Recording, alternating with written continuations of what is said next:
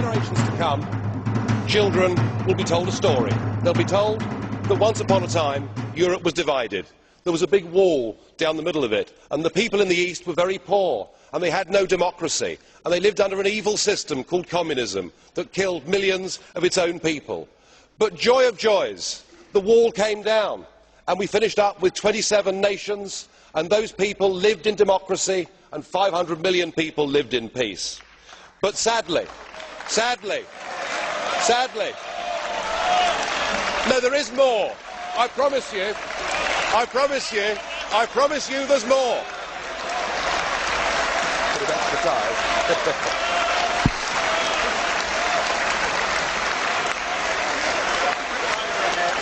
Thank you. I should just sit down now.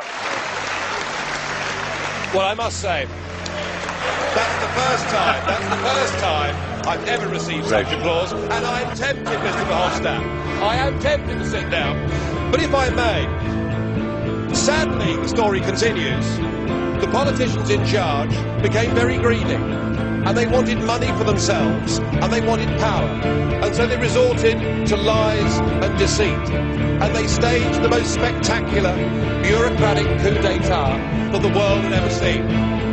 But they didn't need to use any bullets to do it. They were much cleverer, much more scheming than that. No, what they did is they put in place a new treaty. It was called the Lisbon Treaty. And then they gave 27 people total unlimited power. These were to be the people. These were to be the people that made all the laws. Of course, they already had a flag, and they already had an anthem, but they went about building a new state, but they ignored the people. And what they did, whether they knew it or not, is they recreated the very evil system that the people in Eastern Europe had lived under before. But the incredible thing was that many of the new bosses had also worked for that same evil system before. Well, of course, the plan was wrong, and their national monetary scheme collapsed. But still, the new bosses wouldn't listen to the people. No, They made life tougher and tougher. They put tens of millions into poverty. They denied people a say. And in the end, those people had to resort to violence to get back their nation states and their democracy. And the moral of the story is they had learned nothing from history.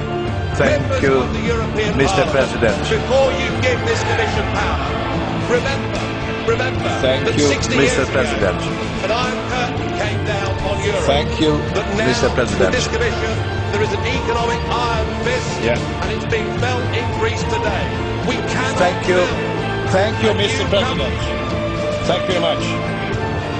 Thank you, Mr. President. Thank you. Thank you very much.